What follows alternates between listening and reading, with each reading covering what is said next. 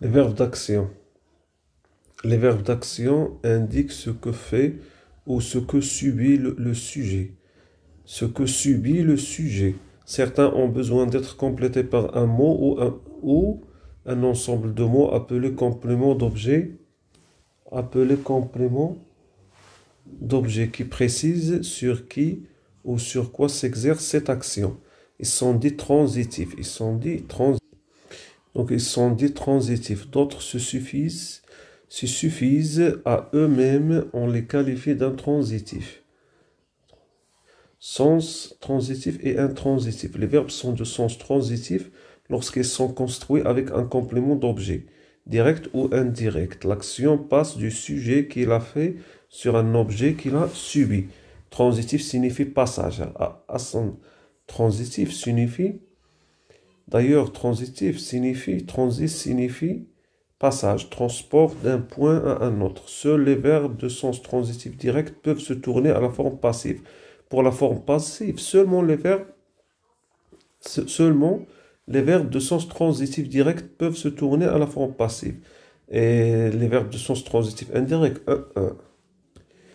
transitif direct. Le loup donne un coup de dent. Un coup de dent est donné par le loup. Transitif indirect, je songe à vous. On ne peut pas dire à vous, ou bien un coup de dent est donné. À vous, j'ai songé, oui. Donc, c'est impossible de faire sortir une forme passive d'un verbe transitif indirect. Ils sont de sens intransitif lorsqu'ils sont construits sans complément d'objet. L'action faite par le sujet ne passe pas sur un objet. Elle reste tout entière contenue dans le verbe. Le lion rugit. Ce verbe ne peut avoir de complément d'objet et par conséquent, il est toujours de sens intransitif. Donc, rugir, c'est un verbe intransitif. Le long d'un clair ruisseau buvait une colombe. Le sens est intransitif ici, parce qu'on dit une colombe boit ou bien buvait, car il n'y a pas de complément d'objet. Elle buvait l'eau du ruisseau. Elle buvait quoi? L'eau du ruisseau. Ici, complément d'objet, donc sens transitif. Au début, sens intransitif, maintenant, sens très transitif. Remarque sur le sens transitif et le sens intransitif. Il existe quelques verbes intransitifs qui ne peuvent jamais prendre une valeur transitive. Donc, il n'en a qu'une seule valeur, c'est la valeur intransitive. Ce sont les verbes d'état, être, sembler, devenir, paraître. Les verbes d'état être, devenir ou redevenir, paraître ou apparaître, sembler, demeurer, rester, avoir l'air, passer pour, composer. Même composer, c'est un verbe d'état. Hein. Former, constituer, représenter, se faire. Se faire est un verbe d'état. Servir de, retomber, ou bien tomber, verbe d'état. Servir de, verbe d'état. S'annoncer, se montrer, s'avérer et s'avère que. S'affirmer, se révéler, se trouver. Tu as oublié se révéler. Être considéré comme, naître, vivre, mourir, tourner et tous les verbes pronominaux de sens passif. Tourner, la maison s'est vendue à prix coûtant. Ça, c'est un verbe pronominal au sens passif. Mais la plupart des verbes peuvent avoir un emploi transitif et un emploi intransitif. Ainsi, un verbe de sens transitif peut s'employer intransitivement, c'est-à-dire sans complément d'objet. Ouvrez. Ouvrir, normalement, le verbe ouvrir, c'est un verbe transitif. Mais maintenant, il est employé comme un verbe intransitif. Ouvrez. Je veux, dit le père. J'obéis. On dit obéir à quelqu'un. Mais le fils ici a répondu juste par un seul verbe, comme le cas d'un verbe intransitif. Je crois, je vois, je sais, je suis désabusé, etc. Parfois, un verbe de sens intransitif s'emploie transitivement, c'est-à-dire avec un complément d'objet. Dormez votre sommeil. Donc le verbe dormir, c'est un verbe intransitif. On dit je dors. Mais Parfois, regardez ça, mademoiselle. Parfois, on dit dormez votre sommeil. C'est un peu bizarre cette Hmm. locution, mais elle s'utilise. Vous avez Les pleuré verbes des larmes. transitifs, les verbes intransitifs, Vous les a... verbes doublement transitifs. Comment ça, doublon? Vous avez pleuré des larmes. Vous avez pleuré. On dit je pleure et ça y est. Non, vous avez pleuré des larmes de joie et des larmes d'espoir. Donc les compléments des verbes. Maintenant, passons aux compléments des verbes. Par définition, les verbes de sens transitif ont toujours un complément d'objet.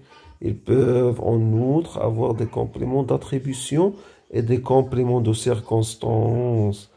Complément d'attribution. Que veut-on dire par complément d'attribution? Le complément d'attribution se trouve toujours dans une phrase à la voix active. Il faut préciser ça. Donc, premièrement, à la voix active. On le retrouve dans une phrase derrière les verbes dont le sens attribue ou retire quelque chose. Donc, il faut accentuer ce terme-là, le sens. Le sens attribue ou retire quelque chose. Les verbes avec lesquels s'utilise le complément d'attribution sont ceci: donner, offrir, céder, octroyer, prendre, retirer, ôter, voler, dérober. De même, il est le plus souvent employé en même temps avec un COD. Donc, avoir des compléments d'attribution et des compléments de circonstance. Circonstance de lieu, de temps, de manière, etc. Exemple, il attend son destin. COT. Il attend quoi? Son destin. Sans faire aucune plainte. Plainte. Complément circonstanciel de manière. Le cheval, lui, donne un coup de pied. Il y a donné. Donc, c'est avec donner. Donc, le cheval donne un coup de pied à Louis. Le cheval lui donne un coup de pied. Par définition, les verbes de sens intransitif n'ont jamais de complément d'objet. Ils peuvent avoir un complément d'attribution et des compléments de circonstance. Hein. Ils peuvent avoir des compléments d'attribution et des compléments de circonstance. Ruth, songeait, épouse, dormait. Pas de complément. Le verbe songer, c'est un verbe intransitif. Deux renards entrèrent la nuit.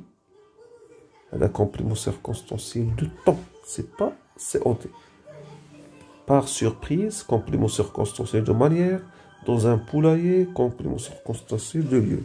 Les verbes d'état sont toujours de sens intransitif. On l'a déjà dit ça. On a déjà dit ça. Ils ne peuvent jamais avoir de complément d'objet. Fréquemment, ils unissent l'attribut au sujet. Récapitulation. Suivez sa signification, un verbe d'action peut être par sa construction. Alors, parlons des verbes d'action. Il peut être intransitif, pas de intransitif, ça veut dire pas de complément d'objet.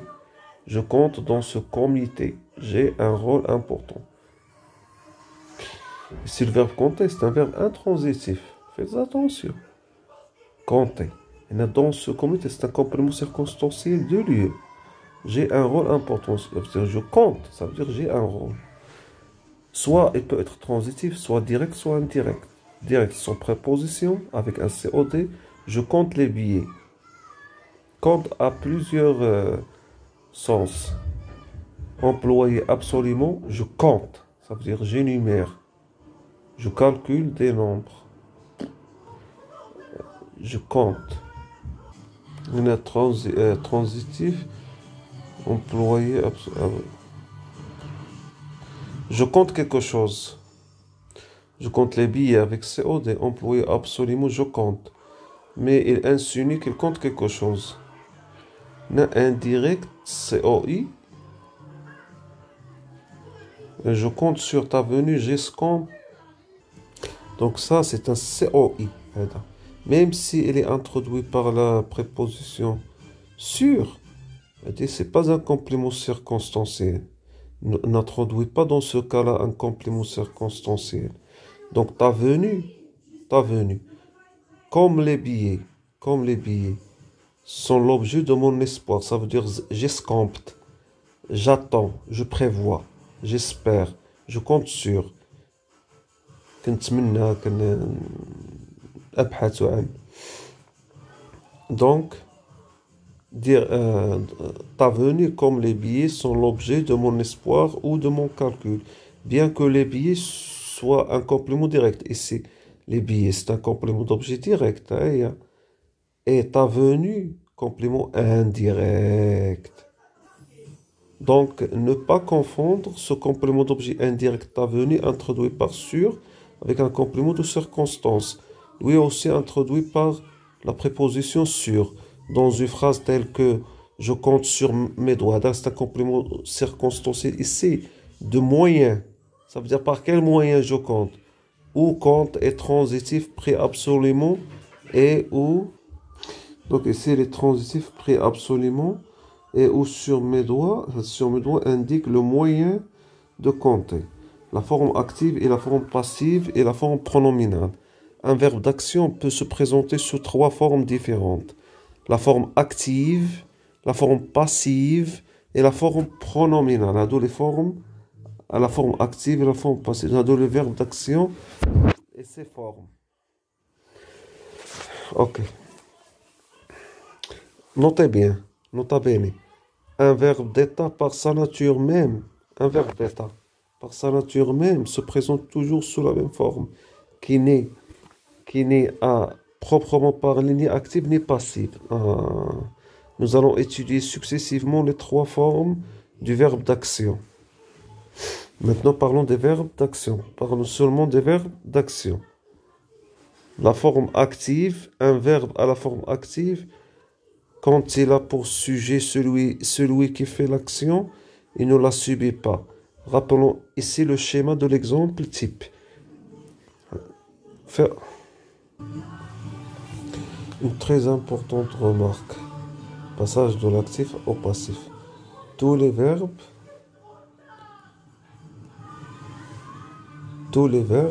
transitifs directs ont la forme active, ça c'est évident, puisqu'ils font passer ta. Mais si, comme nous l'avons vu plus haut, nous nous plaçons au point de vue de la personne ou de la chose qui subit l'action et que nous en fassions le sujet, il faudra donner un verbe d'action une forme nouvelle dite passive. On aime les enfants, forme active, deviendra les enfants sont aimés, forme passive. Aime, présent, le verbe être conjugué au présent. La signification de ces 2 phrases est la même, ça se voit qu'il est la même. Mais si tu constates bien, ou bien si tu contemples bien le sens, tu trouveras une petite différence. Mais la seconde tournure met en valeur l'ancien COT. Les enfants devenus sujets, alors que la première phrase les rangeait seulement parmi les êtres chers aux hommes. Ça veut dire dans la 2e phrase, on a mis en valeur les enfants. Donc, on a dit que les enfants sont aimés. Les enfants sont aimés. Aussi, on aime les enfants. Ça veut dire les enfants en général, mais c'est les enfants sont aimés. Donc, ici, il a une tournure. Cette tournure, elle est différente de la première. Donc, quand la phrase de sens actif comporte un sujet déterminé, il faut aussi l'exprimer dans la phrase passive équivalente où il devient un complément d'agent. Napoléon répudia Joséphine. Joséphine fut répudiée par Napoléon. Donc un sujet déterminé. Ici, Napoléon, sujet déterminé. Joséphine, quoique sujet grammatical de la seconde phrase, subit, comme dans la première phrase, la décision de Napoléon, d'où la forme passive du verbe. Napoléon continue à agir bien qu'il ne soit plus le sujet grammatical. Aussi l'appelle-t-on complément d'agent. Formation du passif.